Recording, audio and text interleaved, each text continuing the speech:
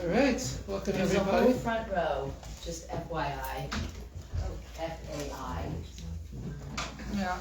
So just give another minute for everyone to come in, and we should have enough handouts. Can I see? Sure, please. Yes. Side chairs, and there's also a whole front row. There are front row seats available.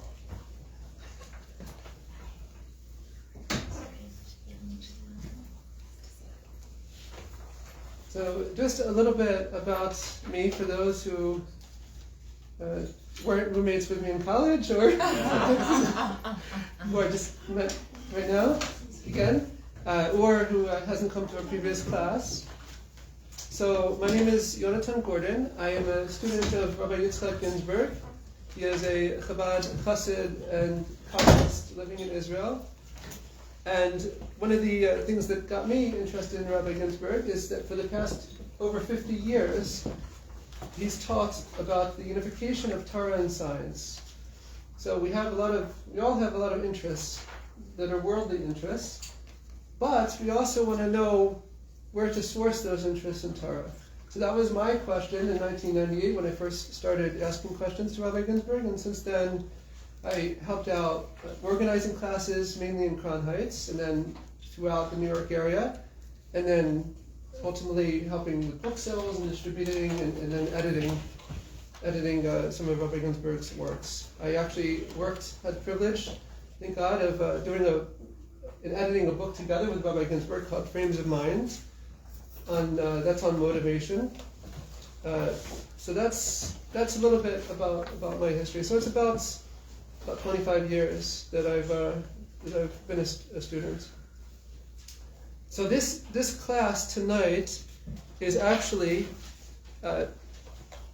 one of the fun things about Torah is that Torah is timeless. So we have a class here that was given at UC Berkeley 18 years ago. And what I will try to do tonight is update the metaphors that are used in this class and show how this is very much applicable to what's going on right now with AI. So the first thing that I'm assuming is that people know what AI stands for. If you're coming to the class, it's artificial intelligence. It's also something that is obviously of great interest not only in LA but throughout the entire world. This is a very exciting topic. That there's a lot of different approaches, a lot of different ways to really to engage this topic. So when I was putting together the material for this class, I thought an interesting thing would be to discuss what's called LLM, large language models. In part because most of the day-to-day interaction that we have, that many of us have with AI is a chatbot, right? Either a ChatGPT or Bard or Bing. A lot of us have experience with using one of these tools. So that is called a large language model, and we're going to go a little bit into it. I'm not the expert on AI. Maybe you can help in case I make any missteps. But first, I wanted to give. We're going to bring a lot of stories, a lot of recent encounters. One of the previous classes was on gamifying reality, on seeing the wonder and the oneness of God and everything around us. That it's all by divine providence. So it's fun to just kind of incorporate those stories because they happen all the time to all of us. So about a week and a half ago, I was with my wonderful wife over here in Muncie, New York, and we went to a it was before the 9 days. We wanted to get some our fill of meats. So we went to a meat restaurant there. And on the menu, it said, one of the items was house steak. So there's two things that you are assuming when it says those words, house steak, that you're going to get. one of them is that it's going to be a steak. And secondly, it's going to be somehow representative of the house, meaning the restaurant. There's something they're going to take pride in. Okay? So we got our order, and it was a kebab. It wasn't a steak. It was a kebab, 2 kebabs, with some fries on top. And also, it wasn't the thing, let's just say, not to write home about. Right? So, at first it's like, a little bit upsetting, it said house steak on the menu, especially, let's say, coming from the LA area, there's a lot of good kosher restaurants here. And going into Muncie, you kind of expect a little bit different from those 2 words. And at first I was, also like, hey, wait a minute, what just happened? And I'm like, oh, this is amazing. This is a great story for the class. Because this is a good example of what they mean when they say that large language models have bias and that they hallucinate and they make stuff up, right? In Muncie, you have its own ecosphere, right? They do things their way, right? In Muncie, maybe that's perfectly normal to call this item a house steak. Maybe not, I don't know. But coming from outside, right, that's for sure not what we would call a house steak, right? So part of where we're going is that we want to have one source of truth. We want to be able to have things that we can rely upon and that we are going to search, and we're going to get answers that are going to be factual, first of all, and something that we can, that's going to be true in all cases, and that it's going to match reality. I went to a supermarket and I showed him a picture of some type of squash that we had to get, and he was so excited because he had that exact squash, and he showed me to it, and we purchased it, right? So that's kind of what we hope for when we interact, when we're trying to figure stuff out, when we interact, when we search, when we're trying to get gain some type of a knowledge, is that we would like it to be something that we can rely on and some trustworthy information. So first of all, what is an LLM? So I just have here this short definition from techtarget.com. A large language model, LLM, is a type of artificial intelligence algorithm that uses deep learning techniques and massively large data sets to understand, summarize, generate, and predict new content. And then it goes on to discuss how languages are formed and the importance of language in the spoken word. So the way that I understand it is that it's very hard to know how people think, but it's very easy to know what they said, right? So you scan Wikipedia, you scan all these things, and you ingest it into your model, and then you massage it, you figure out how to work with that data, and then you have outputs, right? Yes? I mean, an easy explanation of it for people not. Yeah, please. If you take your phone and you hit the autocomplete over and over again in the same spot, and it kind of comes out with something that doesn't quite make sense, but roughly it makes English, that's what the large language models are doing, but they're doing it just much better. And they're not just looking at like the single next word, they're kind of looking at the sentences before it. But it's just a statistical algorithm that's like, this is probably how this would complete itself. Great. Thank you. So, right, it's a probabilistic model. So like, let's say, you say, what should I have for breakfast, right? So it'll give you some popular breakfast ideas, right? But if you say, well, I live in this area, this is the diet that I would like to have, I keep kosher, these are the foods I can have and I can't have. So then it knows how to cater the answer more specific to you, right? It's still going to be probabilistic. It's not going to be that one right answer that maybe you think that, oh, I'm going to have something else instead. But that's the idea, is that it's a probabilistic model. So when I was researching, and if you want to know where you are in the present, you have to know where we were, right? So right away, one of my my favorite people became Joseph Weizenbaum. You ever heard of Joseph Weizenbaum? Name's familiar.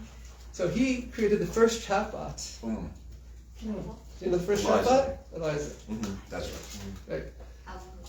In 1964. Wow. So he started in MIT in 1962. 2 years later, he published the first chatbot. And it's fascinating, both because of him personally and also just the history of it. So he made it basically, he made it a therapist. Because if you're dealing with a language model, it's very limited. You're not going to know what they're asking. But if you parrot back what they say, it makes it seem like there's someone there. Right? So that's what he did. He was trying to show how superficial the interaction between humans and computers were. What actually happened was the opposite. To the extent that his very own secretary said, "Could you please leave the room? I'm having a private conversation here." She was asking me about men, and she didn't want the professor around. So this is already 1964. Wow. Right? So, if anything, yes, these models have become more and more complex. But we also have to appreciate there's still very much a level of delusion at play. I mean, these aren't people; these are robots, after all. And he spent his entire career, after creating the first chatbot, showing people, really like screaming from the rooftops almost, that robots are not humans, and they will never be humans. And this was his rally cry for the rest of his career. So just of a personal note, so this was it was actually, Eliza was named not after a person that he knew, it was after a character in a George Bernard Shaw book called Pygmalion. This is very important, I have to get this right. Her name was Eliza Doolittle. It's actually very interesting. Eliza's ability in the book was to be incrementally improved. So this was not the case with Eliza. Eliza had to, for any improvements, it had to be done manually, but now you do have that incremental improvement. So that's actually very interesting. They did a beautiful musical with it. Yeah. My Fair Lady. Beautiful, My Fair Lady, beautiful songs. Oh, Yeah. Yeah. This, you don't know it. That's the source of My Fair Lady. okay. Mhm. I'm not familiar with. You might not know the musical, that's why I'm mentioning it. Okay, thank you. Yeah, that's great. How'd you happen? She was beautiful. Uh, I heard she was My Fair Lady. Okay. So on a personal note, there was another program that was named after a person, also another program created in 1964 at the Burroughs Corporation, and the programmer was actually my father. I found out this today. Wow. That he created a program for my mother while they were dating, and he named it after her. What year was this again? 1964, the same year that Eliza was created. He worked on something similar? He worked, I don't know what he was doing at Burroughs, what the program did, but he was working at Burroughs in 1964, Wow. and that's what my mother told me today, is that he did a program in her name. Isn't that pretty cool? Yeah, so that's just very interesting to me, because I was preparing this class, and then my mother told me this, and I'm like, wow, that's What was really... your father's name? Alan Gordon. What kind of computer would he be using then? Huge, he used punch cards. Punch cards, right? Punch cards, yeah. Wow. It's these huge, massive machines. That was the old way to do it, punch cards. Yeah. Like a typing interface with a punch card. Wow. So this is like my favorite quote from back to Joseph Weizenbaum, the creator of Eliza.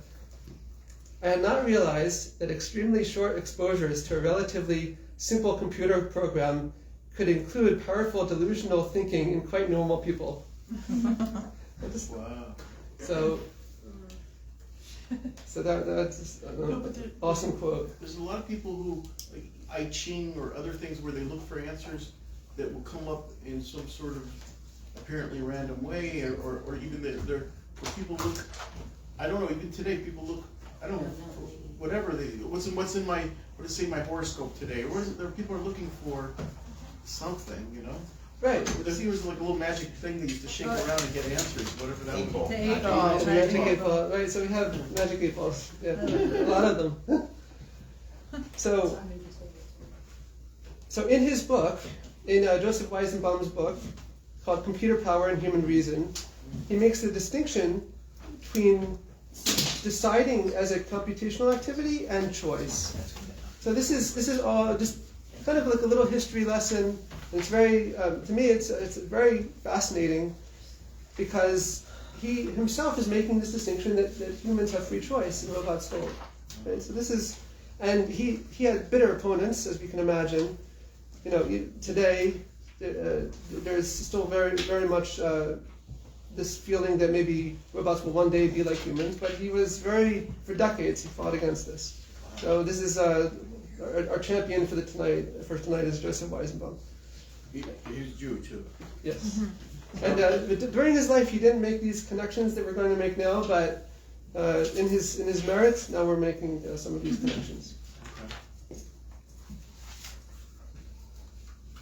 So I was speaking over some of these ideas over Shabbos, and he's, you know, again, like many of us, it's like, what does all of this mean? What does all of this, the AI revolution, what does this all mean for us? And I was explaining that there are things that it does help with, but it's not everything. And I explained to him that even in 1964, people thought that this was an actual therapist. And he's like, you know what? This is what Torah learning does. It helps us to really see reality in a very clear way. And I thought that was a very good comment and a good segue into now we're getting into the meat of the class. So this handout, and we'll go a little bit inside later. This was a class given by Rabbi Ginsburg in 2005 at the University of UC Berkeley.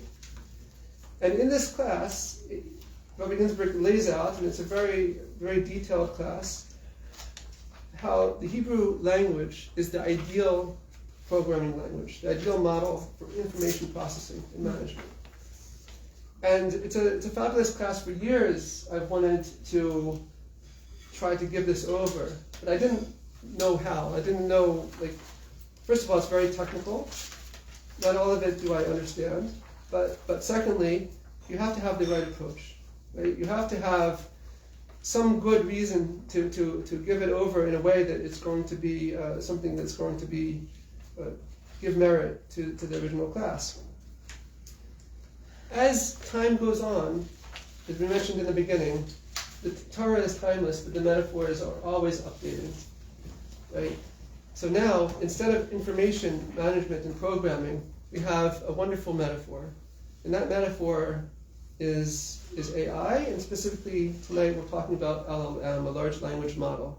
If we're talking about a language model, the most ideal language model is one based on the Hebrew letters, the language of creation.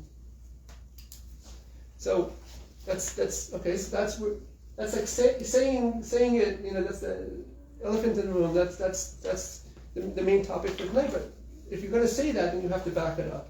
So the rest of the class is explaining some steps for actually creating an LLM, a large language model based on the Hebrew letters. And we'll try to get as practical as possible as we can in one class. Obviously, this is there's a lot of material and a lot of work that would need to be done to actually further this, but this is a good introduction.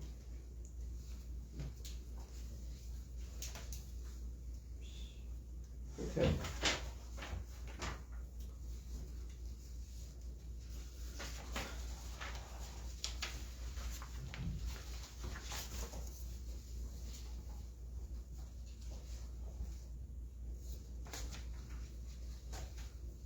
Okay, the theme for tonight is that we're going to be gaining greater clarity as we go through the topic.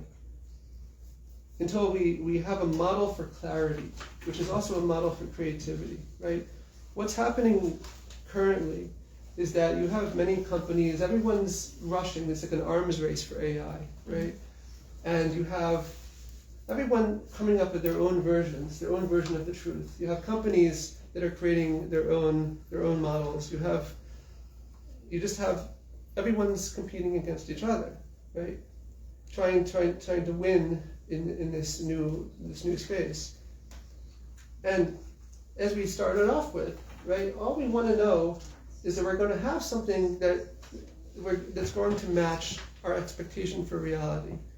So in order to do that, we have a prophecy. We have a promise that there's in the days before Mashiach, there's going to be Safa Brura, a clear language, and that all the nations of the earth will speak this language, right? So clearly, this language is the Hebrew language, and it has its outgrowths are the 70 languages of the world, but it all starts from the Hebrew language. In the Hebrew language, there's a very defined structure to it. There's the 22 letters. There's 231 two-letter sha'arim, which are gates. 231 two-letter combinations, and there's 1,540 letter combinations called sharashi, roots. The Hebrew letters are compared to the vessel that contains the light of the 10 spheros, the 10 lights of emanation. So we ask, the first question is, well, why are we so interested in language models? Why not another type of model? So they'll give you some other answer. Our answer is that the language is the vessel that contains all the light, right? We have all of our searches, all the things we're excited about, right? The letters, the Hebrew letters, the letters of creation are the vessels which contain all of that. So that's this prelude to understand, first of all, that we need letters, we need language, and we need the Hebrew letters, the language of creation. And secondly, that in the future, this will be the language that all other languages and everyone will base everything on, right? So if we're talking about this race for some type of a source of truth, ultimately this is where it's all going, towards a model based on the Hebrew letters.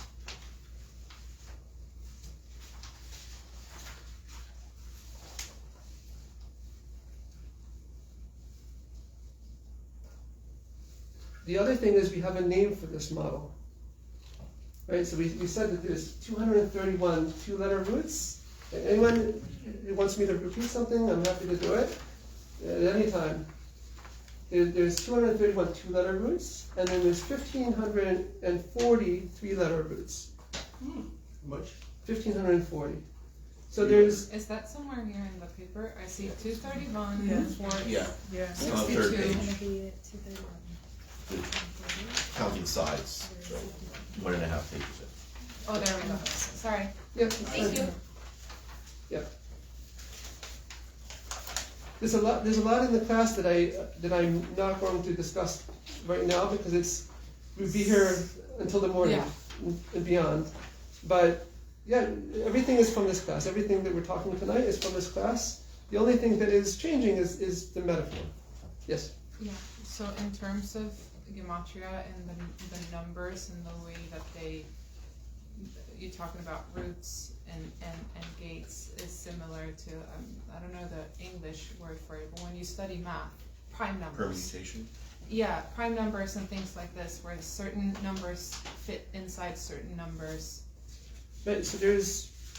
It's Square like... roots. Yeah. Yeah, right, so there's just more... I Combinatorics. Or divisible, it's like divisors. think it's factorial? Yeah, right. So factorial is like the two exclamation mark is a factorial part. The branch of all of that is called combinatorics. It's how many ways different things can combine. Right. It just makes me think of how the Hebrew language is not only a language, it's also math and values. and those math and values are connected to the other words with the same values, and those words are then, Right. yeah. Anyone, and I could refer you to books later on. Oh, yeah. But I Rabbi want all the Ginsburg, books.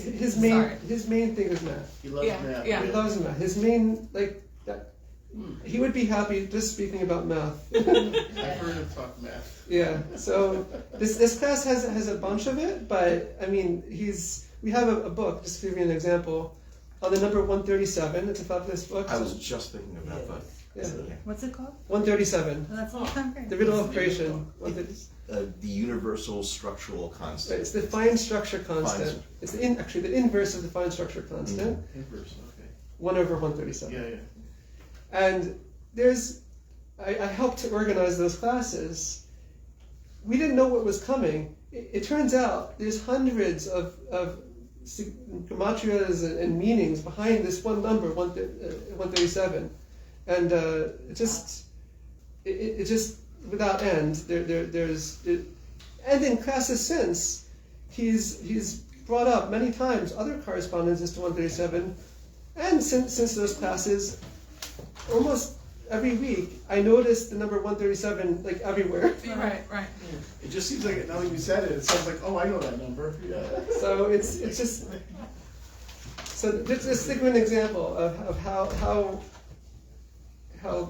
it works in terms of reducing everything down to numbers and then seeing the Torah source for that and so forth.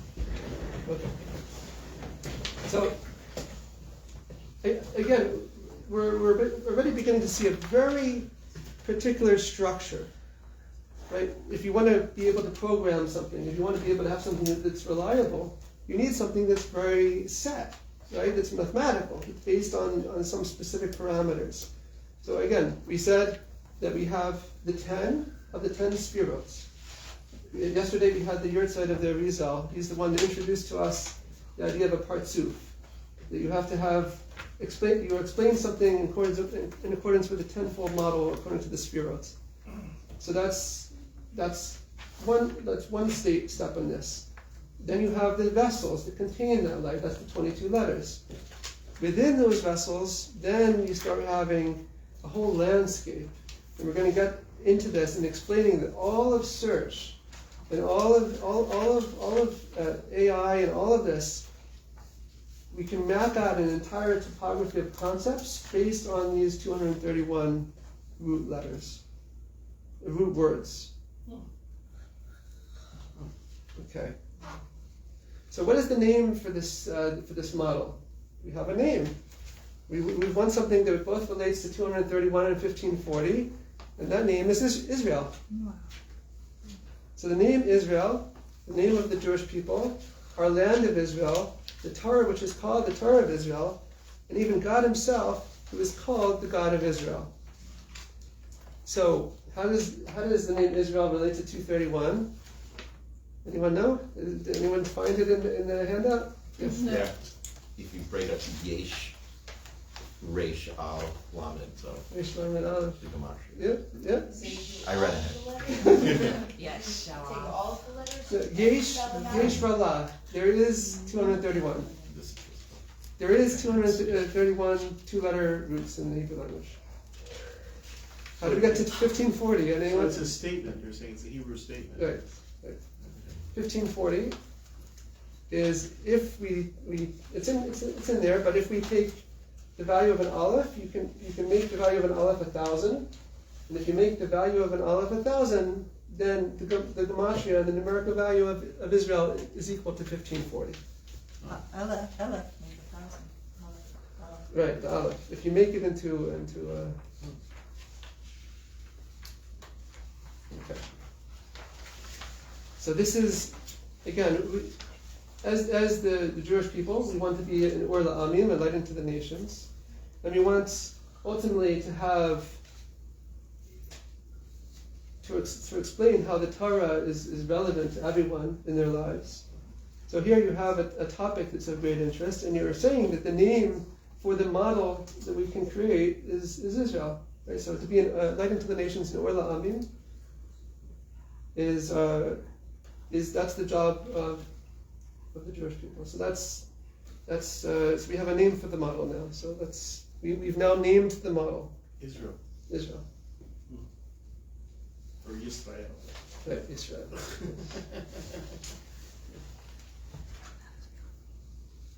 Elisa's better. So this is from Elisa sounds a little like Israel.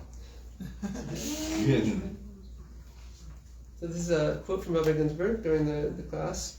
If we were to explain, that is, make a parsuf, an array according to the 10 sefirot, as we will presently do, for all 231 gates, we would have the beginning of understanding and organizing language. And now what we're saying is that we would have a way for organizing and understanding all information, all search, anything that the inner meaning behind anything a person is interested in. And we're going to have a very, very clear examples as we go on. But I asked Rabbi Gunuth, head student of Rabbi Ginsburg, before this class, about how many roots has Rabbi Ginsburg explained according to this model of the 10 sefirot. He said between 30 and 40. So that's a good start. That's already a good start for creating this an LLM, a large language model based on the Hebrew letters.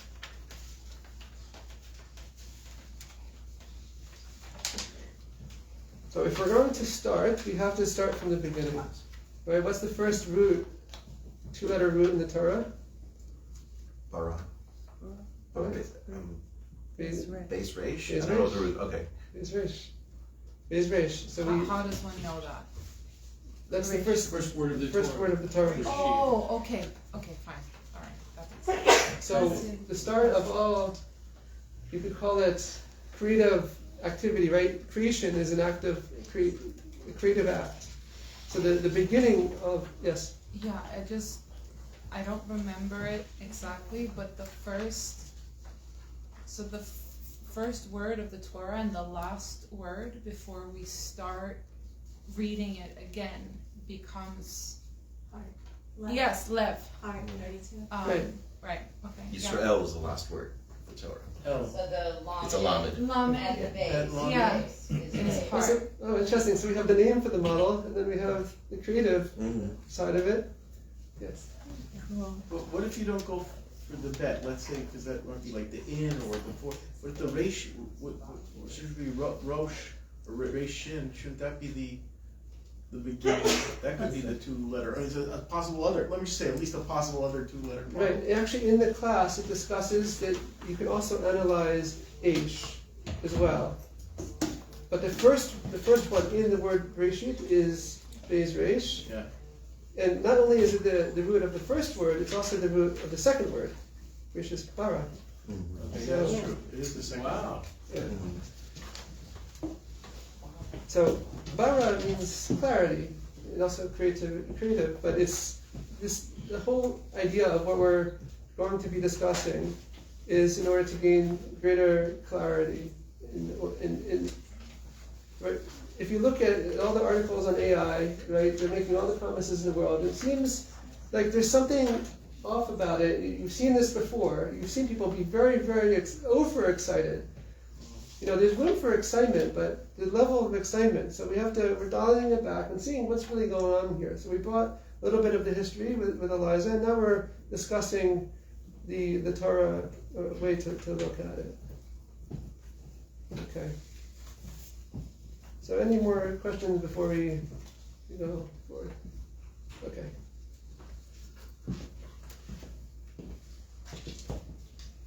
So if we, let's see, what page is it? In the handout.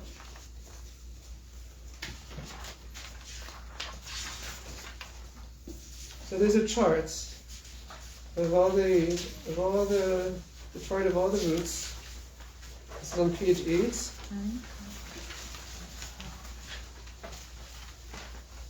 Letters? Right, all the two-letter roots. This is all the 231 two-letter roots, not that in the chart. So Oh, wow. right. So when we talk about a model, a system, we really mean it.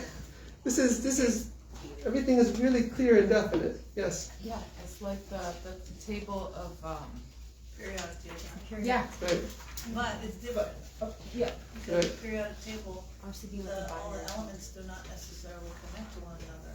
there's a Well, they do in fabulous, some way, there's their element. there's a fabulous article on inner.org where the Rob explains the periodic table. So anyone who's interested in the periodic table can go and look on inner.org. I got a couple of questions looking at it. Yes. The first row is all Aleph, but then the other ones aren't necessarily all one letter, so it could, it Go varies. down. Huh? We start on the right, and then go right to left and go down. Right, it's the So formation. it's not repeating. Right, nothing repeats. This, if you count them all, it'll be the 231 different options. It's a little bit technical. This is the Atbash formation, and the Albam is the one in bold. But just in short, this is just a very concise way. Is this a traditional model? This is according to Kabbalah, according to the two different types of permutations called Atbash and Albam. Okay. Akbash. Atbash and Albam, which I think it's a little bit beyond this class, but it's I'm talking about the last letter to the Yeah, second Right. the next page has One and Yeah. three. Oh, cool. right. So this is and A Oh, B yeah, is now I see So it. it's called Atbash, because if you read it downward, it looks like that. Oh. Now I know what it's. Albam, because if you read it downward like that, right. Okay. Right, and then A and B is they're two the different ciphers. A and B is the functional dimension and the inner dimension. It's as Rabbi Ginsburg explained in this original class, that he doesn't think that people want to hear for hours an explanation on the chart, so he didn't explain for hours. He explained in brief, and so I'm going to follow suit. So But does he expect people to already know, or that they don't care? the people will learn on their own, or we can help direct them. It's just too much information. It's a lot. You can't learn the entire meaning of the entire universe in just 1 hour. Yeah. Standing on one foot. Could you answer, though, if this is a simple answer, is there a reason that this is superior to just simple, what you call it, ones and zeros? Binary. Yeah, which is, basic. To binary coding, you're saying? Yeah. We're going to get to what it actually, how it actually works in terms of mapping out concepts. Like when I first gave this class in January, I mentioned back then that Midjourney, which is generative AI, text to image, they had mapped out around 500 clusters of concepts and what it means for there to be a cluster. Like a breakfast item, you have an apple and a banana and milk and things that are kind of similar to each other, right? So that's like a very rudimentary kind of approach, but it's already appreciating that you have to conceptualize things, you have to abstract it, and then figure out how it all fits together. So obviously we know that everything's Hashem, everything's God, there's all the oneness of God. So anything that you can be searching for has to fit somewhere in that model. So a 0 and 1, even quantum computing, 0 and 1, it doesn't answer, well, how do you structure it? How do you structure, if I'm interested in this sports team and mowing my lawn, it's like, what is the relationship between those two things? Okay. Yeah, please. I love the feedback, and it's makes for. So are you trying to say that it has more complex combinations and stuff and systems of gathering things into groups or units than would happen if it were like a binary system? But the topic of the original class was ordering information, organizing it. Yeah. Like, how do you organize all of information? Like, great, you scraped Wikipedia, right? And but what do you do with that? So much information out there. Yeah. How do you make sense of it? Okay. Yeah. Yes. But also, I'm just something that popped into my head. In Icelandic language, for instance, they have, I think it is 10 or 11 different words for snow. So in the context of language, Hebrew is the richest language where there's so many different words with nuances to describe something that is similar, which opens up for a wider variety of clusters of information. You're also skipping to the end. I'm so sorry! You spoiled it for everyone. Did you jump ahead? Go ahead. You're also skipping to the end. No, we don't go anywhere. Okay. We gotta go home now. We're all done. I'm just I'm sorry. Yeah, just joking. That means you're going in the right direction. That's all. Yeah, one of the topics I thought for this class was the Kabbalah of rabbit holes. What's that? The Kabbalah of rabbit holes. Oh, And we spend all night talking about it. You want to go deeper and deeper and deeper. So we're gonna. thank God. It's that's fine. Please. There's infinite chances. You get an A. It's either that or I get asked to just. No, you get an A. That's usually No, what I it's, want at it's school. impressive if you can tell where it's going, because But like the one that Hebrew has like 15 words for praise. That's what I'm right? saying. So you It's- Yeah. or maybe more, but it's like there's one point. So Hallel, Yishtabach. Yeah, Spirit. continue, please. so the rest of this class we're going to be talking about this root Beis Reish, right? Okay. So the first thing you have to know is that it's meaningful where it is on the charts, right? So as explained again in the original class from Rabbi Ginsburg, that the location on the chart of Beis Reish is the sphere of wisdom within the sphere of kingdom. So you have already, you're pinpointing exactly, and this is, right now this is two-dimensional, we're going to add more dimensions later, but right now this is the two-dimensional chart, and you're pinpointing, if you look at the bottom right, it's on 11A2, it's like bingo. 11A2, anyone 11A2? We're going to go back to the bar. So there you have bar, and Yariv, if you notice, the second root of the first word is Aish, and that's right next to it. So there's a relationship between the first word Reishis, these two roots, they're right next to each other. Okay. All right, so Aish is right next to it? Aish is right next to it. Where's HP? I 11A1. Oh, okay, I see. 11A1. I can like just barely see it. Yeah, me too. I was trying to look good, so I didn't wear my Oh, yeah. glasses. You ever try the pinhole? So we're beginning to see. That does work.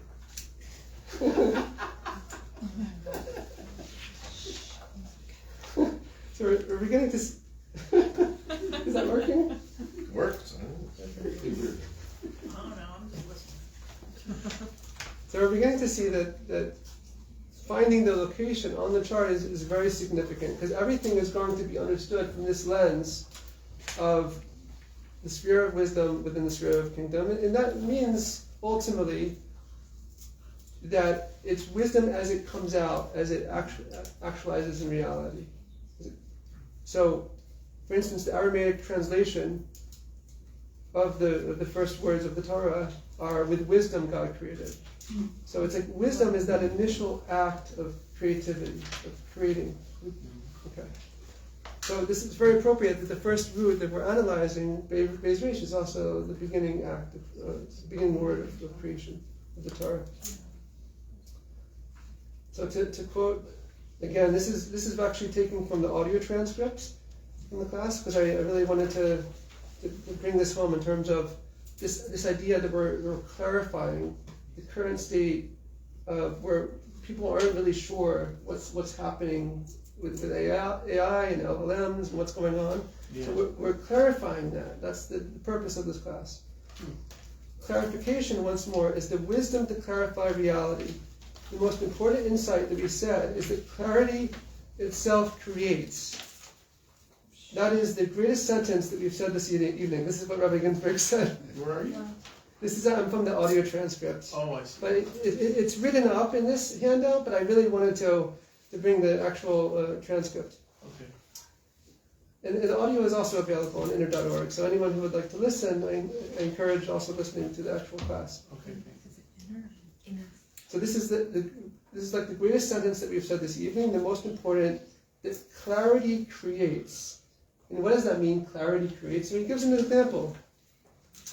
If you have very, very good clarity in the discipline that you study, a true moment of clarity that immediately produce a new eureka experience of discovery, a new invention, a new idea.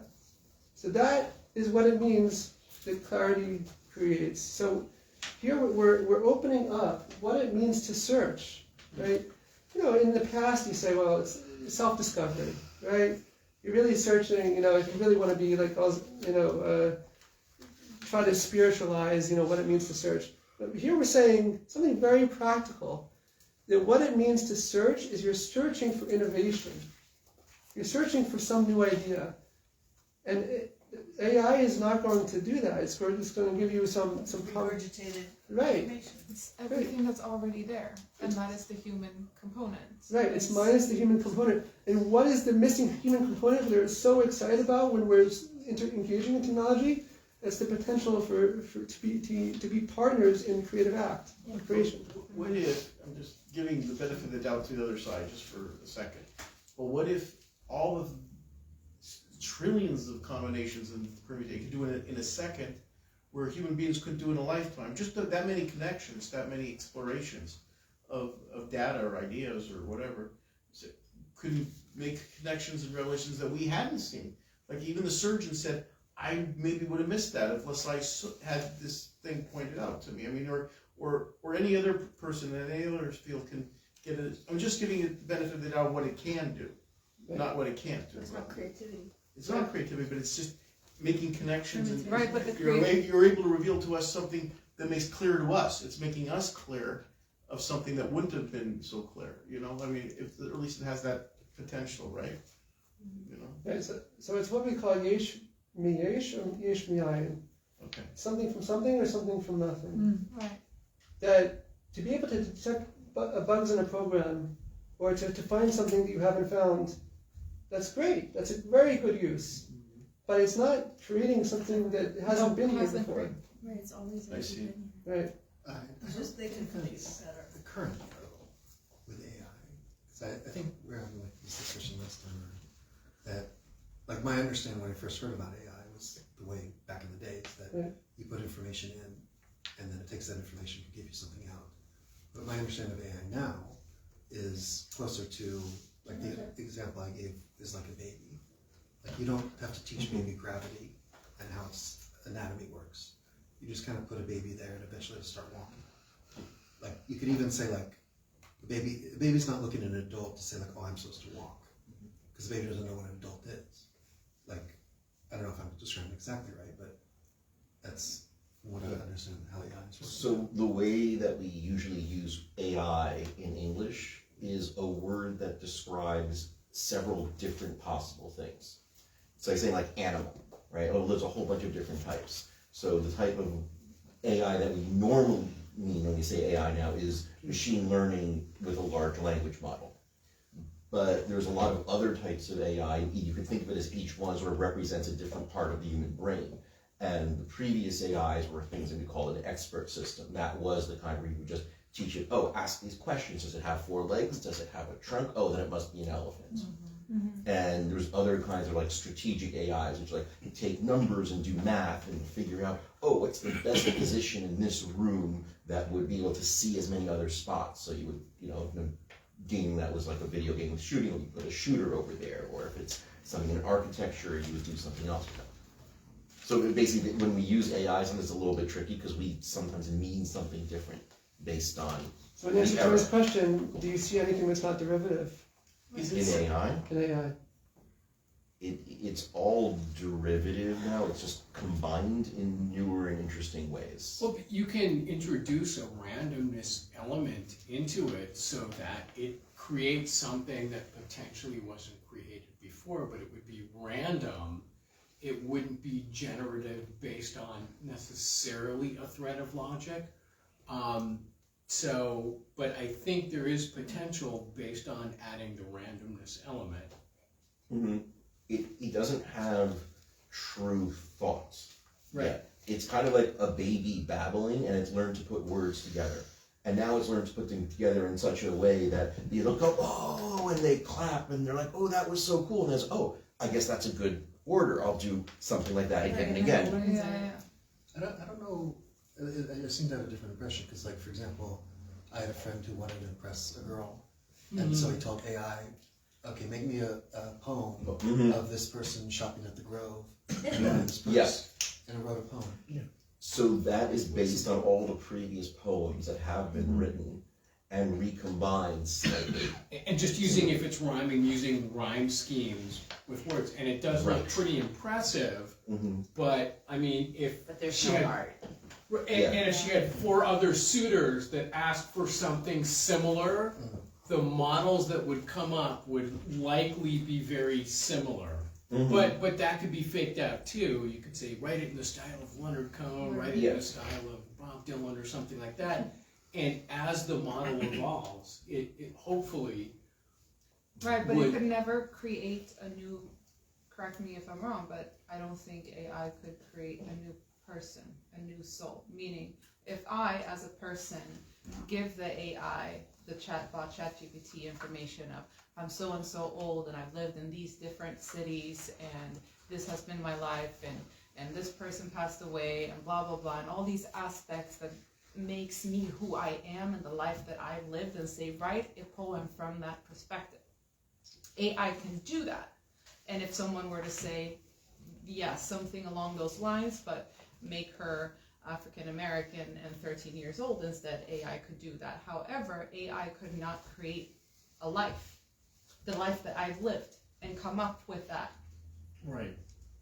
No, I think That's- you could, though. If you said, create me a story of the life of a person who was born in the Pico Robertson area, you could do it. Right, but that wasn't my life. I was born in Stockholm, Sweden, and I moved here 8 years ago, and I'm about to move to London next week. And, all of these different aspects that makes me who I am. AI could not make that up. Actually, the scary thing is that you could tell AI for like a certain amount of information, Right, but and that, it'll tell but that, you what it'll, right, what but that you will do information tomorrow. you would have And to it'll give, tell you exactly what you're going to buy right, tomorrow. but you would have to give AI that information. You would have to know, that's the human aspect. You would have to know the life that a person have lived and feed that information into AI. You can't write real poetry anyway. It's not real. It's Right, but What I'm trying to there's no real There'll be a creativity. Q&A after. correct. I think what you're talking about is it's missing the organic component Because that's, it's you not a know, natural. Because it's not life. But It's not God. one- It's not like, where did you come from? Where were you before you were here? Who created But one this question- life path? If it can teach itself new things, if it can learn new things, and it's But it can finding, only learn new things based off of the information that we give it. Let's learn Just about like this. you. Where did you come from before you were here? I think we're gonna keep going, I guess we're gonna talk Yeah. more. we're not going anywhere, so after we can continue. So I have a quote that actually, I was up to this part of the class, and it actually sums up all that we're talking right now. Okay. And that's, again, this is something that AI can do, is to create this synchronicity or divine providence with everything in our lives. Right? God created us in His image in order to emulate Him to create. Every soul is a part of God and has the potential to carry out its true function, to have a creative effect upon reality. In particular, this is the special function of the Jewish people, to emulate God, to create light. The ability to create is simply a function of true clarity. That is the kernel meaning of the first two letters of Beis Resh. So it's the ability that God is giving us to be partners in the creative act of creating reality. And it's the first word is Baruch. Right. Right. Right. And it's also right. So the idea to have to bless something, to have a divine influx, to bring this new light into reality. That's all us. It's all us together. That's the nature that we're all created in the image of God. Right? This is Jews and non-Jews. We're all created in the image of God. So we all have this ability to emulate the Creator. So we're God's ChatGPT. We are, He's programmed. we make sense of it all. Except we have free will, and that makes us different. We have free will, and we also are able to bring new light into all of these searches, into reality. So we're God's finger in all of this technology. Right? My teacher likes to use the term cursor. Okay. Like that. the cursor on the screen. Right, exactly. Every therapist has a therapist. So. If being raised is the primary two roots, It's double root. I wouldn't say primary. It's the first one in terms of where the start of all creative acts, right? Is the start of the Torah, start of creation. And also blessing. Right? Is that bracha? Bracha. Would that be part of it? Yeah. Maybe. I don't know for sure. I mean, the letters are there. Beis Reish. And they're both by the word. I mean, they're both the utterance. I mean, we're kind of mimicking God in that sense, right? We're getting closer to God. I'm not 100% sure that that's the official two-letter root. Okay. Sorry. But the letters are in the word, so it's definitely something there. Okay. So not only do we have a tenfold array for each of the two-letter roots, but they're all connected to each other, which is an amazing thing. We have the position on the chart, which is like the lens that we're looking at it. Like we said, Beis Reish is the sphere of wisdom within kingdom. Right? So that's like wisdom coming out into reality. Actualizing wisdom, right? And we also said that we can understand a two-letter root as we're going to do, according to, this is towards page 9 or something, according to the model of the 10 spheros, which we're going to begin discussing. Okay? The other thing that we're going to see is that each of the 10 meanings for this two-letter root, they're all connected, they all have a common denominator. And that common denominator is clarity, clarification. That all of this is clarifying reality.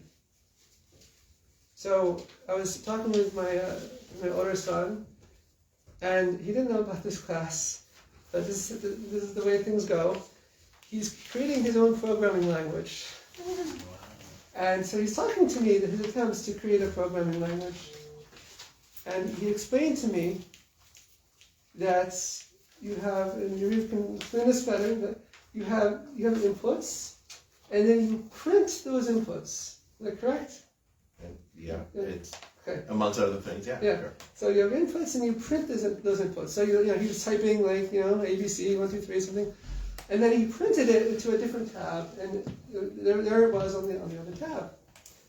So I said, well, is it possible that you could have logic that variates those inputs? For instance, instead of ABC, it prints 1, 2, 3. He said, sure. You could vary however you want before it gets to the print stage.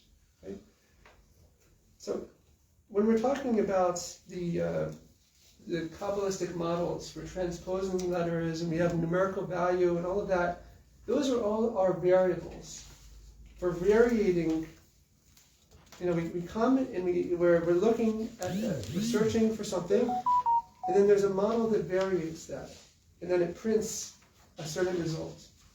Right? So we're going to explain in using some very basic examples, but we're going to explain exactly what that means. It takes the input, we're all searching, all the questions, and we're going to have some type of a model that we're now discussing.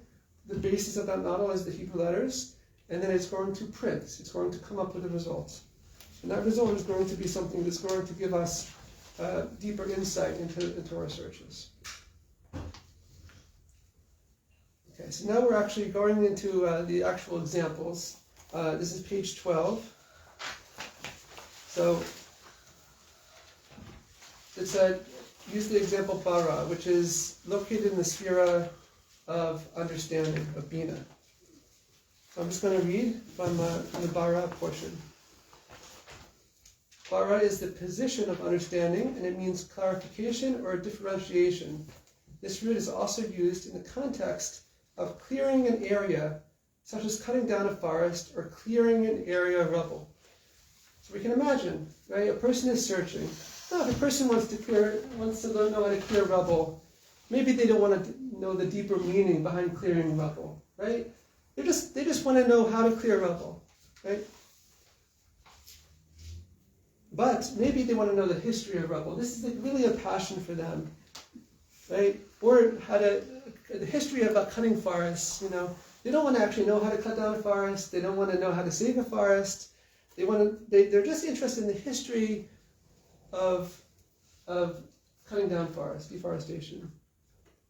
Like we talked about earlier with Eliza, the history of chatbots. It's something that connects to us on a deep level, and we really we don't know exactly why, but this is something that we're searching for in terms of a very a passion project, an interest, a hobby. So what does it do to say that search may relate to understanding in this array of Beis Reish that's located on the bottom right of our chart? That's the inner meaning behind the search, right? So, for instance, my kids used to play Minecraft, right? And there's a lot of clearing out forests in Minecraft, right? So you could say to the kids, there's some really cool secrets behind about clearing a forest. It's a very creative act that you're doing. And you're clarifying, you can explain it to a kid. It's a really, you're making your own world. You can use kind of analogies that a kid can understand. But that's where we're starting. This is just the initial dip into this way of looking at it. Then you can have the regular search results, the history of clearing the forest and all of that. But then now you're starting to say, how in Bing it has the AI results, so you have the inner dimension results, the deeper meaning results. So that's just one example. This next one is a very high volume search term. This is Tiferet, Bari. So Bari is in the position of beauty, and it means healthy. One of the Hasidic readings of Bereshit Bara is actually Bereshit Bari, meaning that in the beginning one should be healthy. Being healthy implies that the body is clear of all extraneous matters and that all systems are functioning in harmony. So what would it mean for a person to be searching for a clean or clear body? Health comes before your Judaism? I don't know. I heard health, safety. Health is the wisdom of the body. Cleanliness is next to godliness. Just very basic. A person who's interested in this topic about a clean body, a clean and healthy body, that's like a detox, right? And there's all types of what's that? Debugging. If you go to Amazon, many of the bestsellers. Oh, self-help books, clearing addictions, anything, really. No? Is the mikvah kind of a form of that, though, in a way? It's a spiritual. Right, so this can relate to a few different words. We're also going to say, it actually can be also naki. That could also be what a person's searching for. It could be bari or it could be naki. That's kind of the fun of it, is that you're providing some options for people according to the Hebrew letters, according to the deeper meaning behind what a person's searching for. For maybe you're looking for clear skin or to detox their body or just a healthy life, right? And here you have a very specific roots that relates to that topic. This is a very, very big topic. So our question would be, well, why is this such a big topic? Well, it relates to a fundamental drive that we want to feel creative. We want to feel that we're doing something in our lives, right? So on the surface, you could say, well, you know, a person just wants to detox. They're just, you know, asking for the practical questions. And it could be that they just have the practical, the real life functional questions. But it could also be that really, no, this is all their searching hasn't led to one answer that they're happy with yet. And maybe to explain, you know, give them an option. Maybe you're looking for something deeper, a deeper answer. You know, so like in America with Google, you could search for the word detox, and you could search for the word healthcare or whatever. Right. You know, in Israel, if you search for Naki, or if you search for Can you talk louder? I can't. What did he say? Yeah. So in America, you could search for a term detox, or you could search for exercise or whatever. Right. So do you know the Google in Israel, if you search for Naki, or you search for this the other word, yeah, Right. would it go to different things? Yeah, I mean, or Naki is clean skin. I mean, it would come up with just regular results. Will even come up on Google. What's that? Even on Google it will come up. If you search Naki, Sure. even in Hebrew. Yeah, they know different languages. Well, you can write it in English. I mean, people, everything. Well, in English you would write healthcare or skincare or dermatology. So we're starting to, if we're going to have two terms next to each other, clear skin, right? So we have bari and we have or, right? And those are two different roots. So those are two different charts. If we're going to find the commonality between both of those, then already you need a three-dimensional model. Because you have two of these charts, right? You have a location for the root on one chart and a location on the other chart. And you have to have a model that shows you the location for both of them together. And if you keep on adding words, and this starts to get into what you were saying, you can keep on adding dimensions to adding charts to your model and get with more and more specificity of the topic that you're looking for. Is there a limit to how many you can do? There's no limit. It's just, again, it has to be something that is a real soul question. You know, most people, they're asking questions and they're just like, they don't really mean it, right? If this is something, these are real topics and you really want to know what's the relationship between all of these things. So if you have a model based on the Hebrew letters, you'll be able to ultimately have results that are specific to them.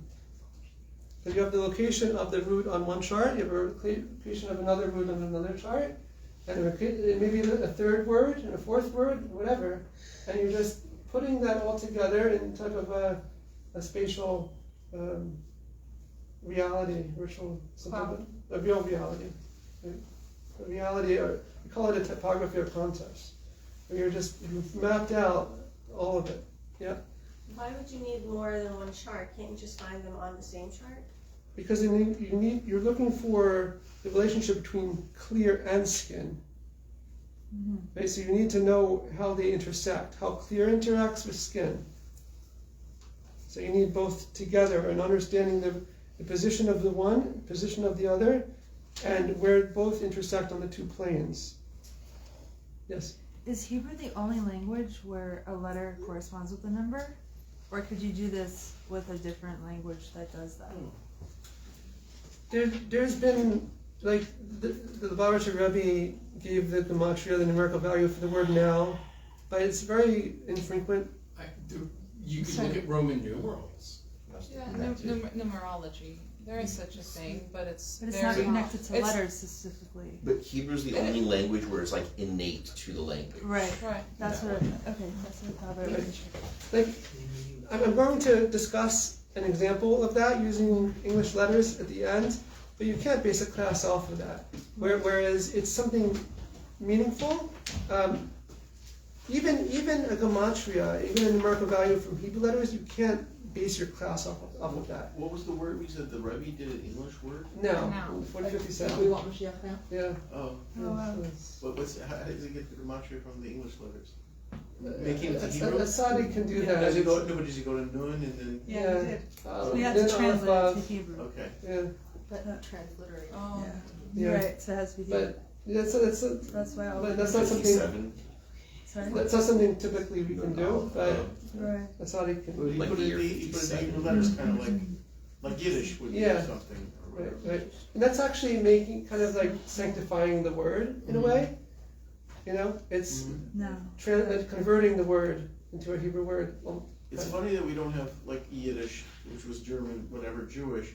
We don't have an English Jewish thing. There's like Spanish Jewish. There's other Persian Jewish. Yeah. I think we kind of do, we just don't notice it when we insert all our words into there. Yeah, like But not written with Hebrew letters. So It's a bit- except for that, like that's an example. Well, maybe this is it.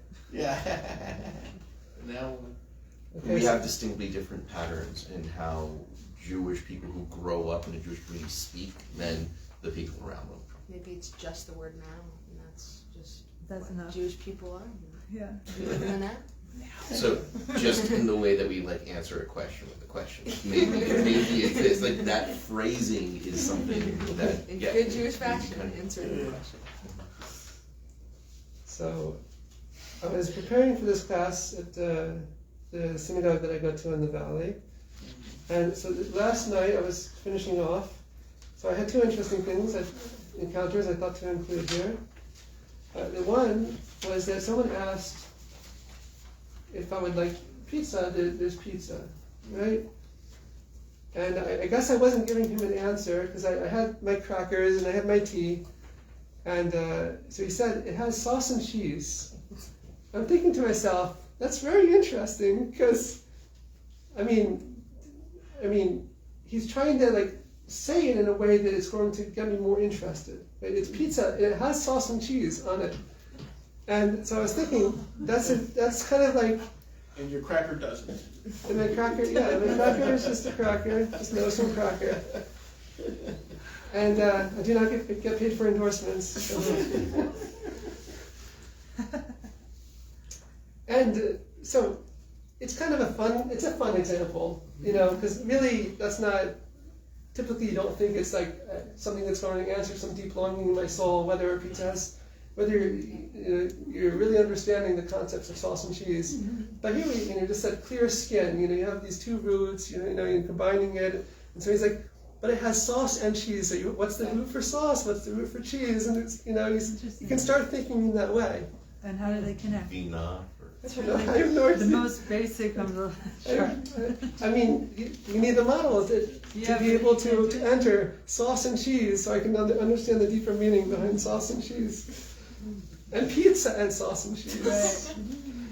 You have more dimensions, and that's. And If you were asking an AI, like, tempt me with pizza, it's like, would you like some pizza? It has sauce and cheese. Right. And there are pizzas without sauce, or without cheese. Yeah.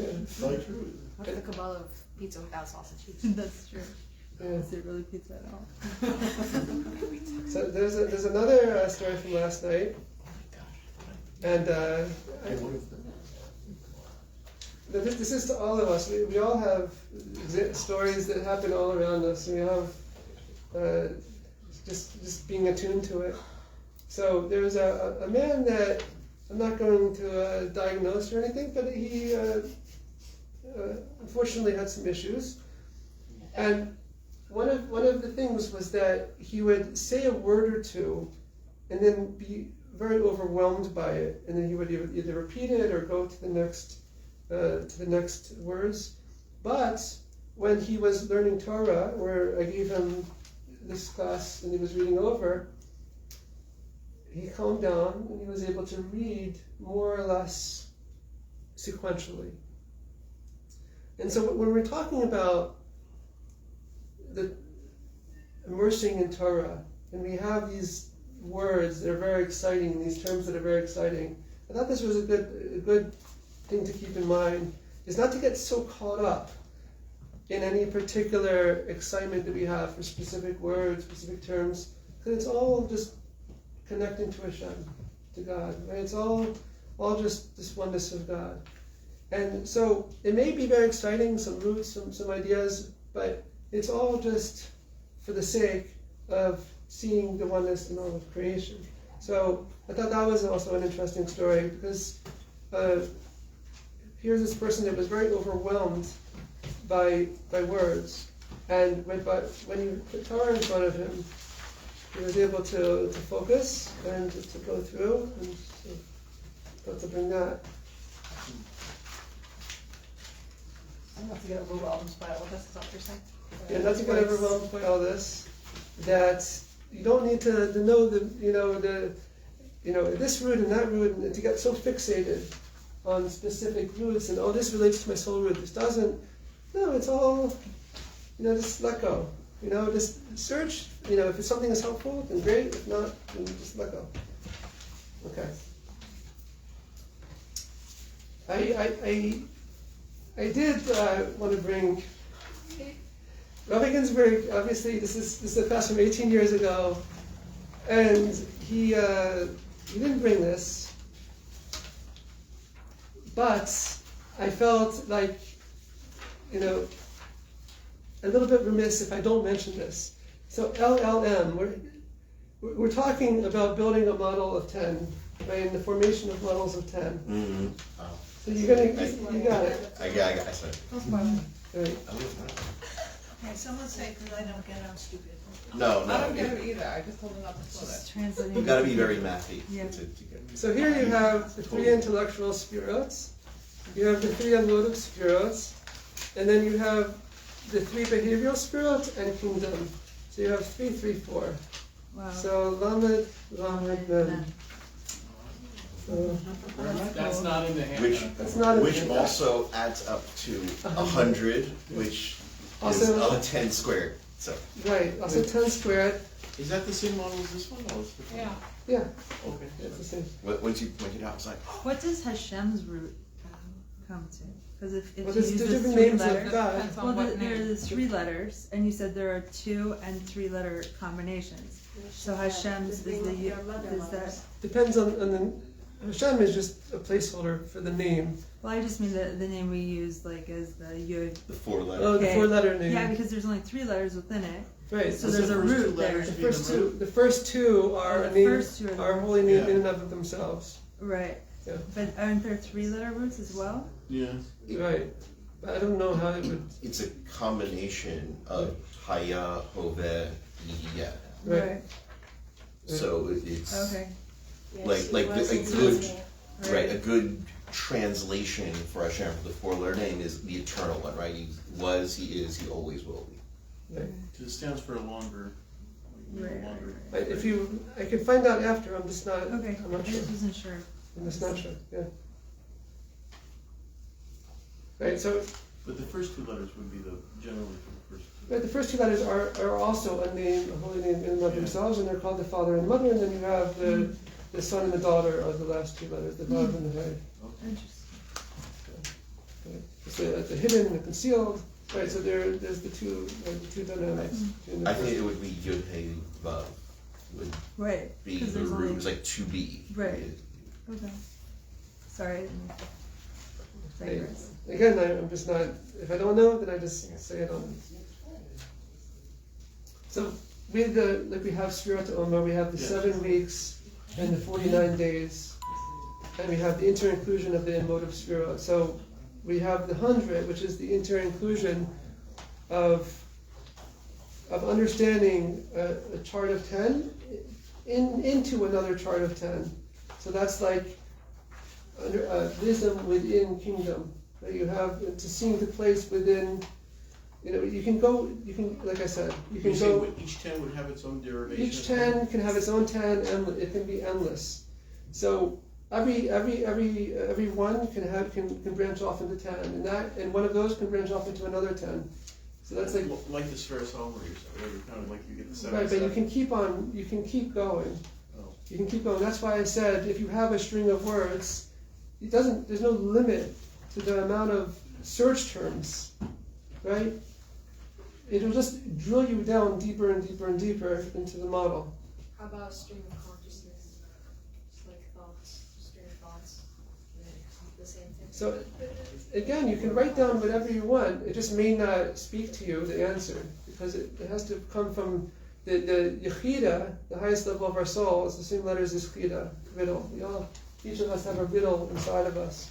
And if the question that you ask is really an inner riddle, then the answer will maybe resonate or maybe not, but at least it has a chance to resonate. So if you like make a connection in your head that doesn't actually have like a real connection, then I feel like it's meant for you to make that connection, like Hashem put that thought in your head so that you'll make a random connection, and then by Hashem putting that in your head, like it's supposed to be connected to that. I mean, it's not off topic, but This is a clarification. You'll know based on the answer. If the answer resonates to you, then maybe that was a good connection. If not, maybe not.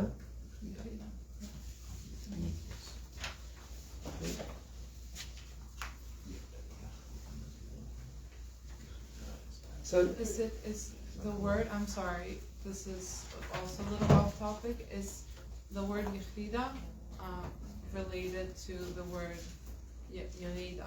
Like before, like the Yerida precedes the Aliyah. I think it's different. Yeah. Okay. Just So yeah. let me just start giving this out in case people need to leave. Thank you.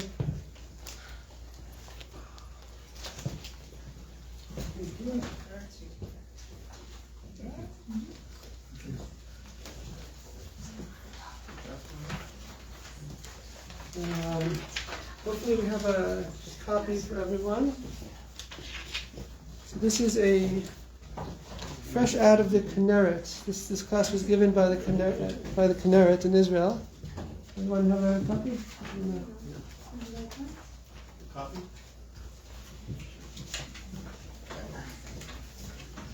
So here we have, during today, hopefully gave a lot of food for thought, and hopefully anyone who's I'm happy to talk about after. But all of these are for the sake of starting the conversation. And there's so much more to be revealed and to be discussed, as we spoke about. We're living in a world that there's so much progress and so much exciting happening. And here we have the Torah that has the answers, and people, they need to see how it applies to them. So this excerpt is from a whole seminar on communication. Actually, the sense for the month that we're in now, of Av, the sense for this month is Shmiya, which is hearing. So in order to have communication, you have to have hearing. You have to be able to receive it, to hear the messages.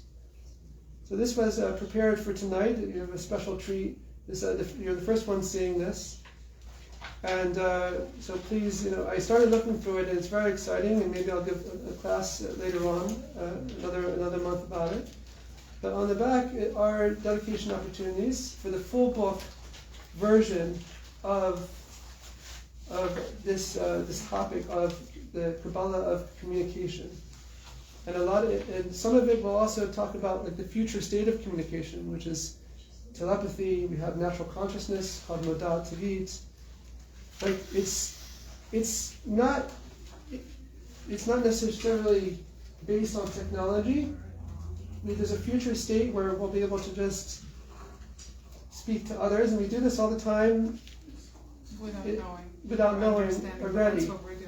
Right, so this is a lot of these things. When you read it, you'll say, "Oh, I know this already." Right, I know this already to be true. And so this is the model behind a lot of that. So on the back are dedication opportunities in memory of a loved one, so please to reach out. It's tax deductible. For now, open the floor up to questions. Can you summarize? On the way home. Yes, I can summarize. So the first thing is, why a language model? So we said that the 22 Hebrew letters are the vessels that contain the 10 light of the 10 Sefirot. This is actually from Sefer Yetzirah, the first book of Kabbalah attributed to Abraham. So it's actually the initial sentence of that book. So this goes a long way back. And we explained that in order for there to be, to know how to make sense, we need a model, and what better model than the model that's used for creation, right? So we have the 22 Hebrew letters, and so if we have a model, thank you for coming. If we have a model, we need to know, okay, how to chart it out, right? So we have 2-letter roots, we have 3-letter roots, and the beautiful thing about the Hebrew language is every 2-letter root is meaningful. Not only is every 2-letter root meaningful, but it could also be appreciated and understood as according to the system of 10, the Partsuf. And once you have a full array, a full understanding behind each 2-letter root, and you have a chart, and you have a way to organize all of this information, then you're starting to create a landscape where you can organize anything, because everything ultimately connects with its 2-letter root. That speaks to the essence of the topic that you're speaking about. So, we talked about Eliza, and the interesting thing, we said that Weizenbaum's secretary thought, was convinced, so much so that she asked him to leave the room, that she was talking to somebody, that this was a therapist. How do we explain that? Well, a gate is reflexive. In all of this chart, the most cherished transmutation, according to the Rizal, is Atbash, which is reflexive. First to last letter, second to the last letter of the Hebrew alphabet. A gate can be approached 2 ways. You can either go from this way, or you can go from the other way. It's either Aleph Beis or Beis Aleph, right? It's either Beis Reish or Reish Beis. So this idea of that you will know it when you see it, like Leah, you were asking, when you're asking questions, if it resonates with you, then it's reflecting back really what you were asking. That's the idea here. But if a person's just asking, he just wants to know how to do something, okay, so let them know how to do something. But if they're really asking some deep question about a topic that's really of interest to them, they have a pressing question that no one's answering, and all of a sudden, the first time I was giving this class when I started giving classes in Tarzana, Tarzana? Yeah. Tarzana. A person had asked a question to rabbi after rabbi after rabbi, and then he asked me this question, and I gave him an answer. I didn't know if it was the correct answer, but it resonated with him, and he was happy. I just whatever came to my head, that's what I answered him. So it's kind of like, if you have the mechanism in place, then you'll know it when you see it. When you come up with when you see a result, that really answers. And then you keep going from there. Yeah. Anyone else? Yes. What helps me in my life every day is I remember that God created the world with 22 Hebrew letters. He didn't create it with Roman letters, he didn't create it with numbers, he created life with words. Yeah. And that teaches us how important our words are. We could also use words to build or to kill. Yeah. And that's the root of everything. Also that the letters that he created the world with, are numbers, so the world's also created with that. And it's created with both. That's a good sound. It's a good segue into so not only do roots have letters, but also letters do have meaning. Do roots have meaning, but also letters have meaning as well. So the letter Beis, right? That's the first letter of our root that we discussed tonight. From the word house, refers to God's house, Bayit, right? My house will be called a house of prayer for all peoples. Midrash states that the divine motivation for creation was that God have a dwelling place in this world. And so we are praying, now we have coming up this week, Tisha B'Av, which we mourn the destruction of both temples. Mm-hmm. And we are praying that the third and eternal temple, House of Hashem, be rebuilt. So this is almost the most beautiful kernel of meaning from all of this, what it means to have clarity, is that through all of our efforts, we're rebuilding the third temple, as we said. We're rebuilding our reality. And all of it is the culmination of the service of God. So thank you so much. Thank you. Everyone who hasn't signed up should sign up. Yeah, anyone to make sure that we can notify you for, we try to do this monthly. And so thank you all for coming. Thank you. Thank you, that was. Thank you. Good.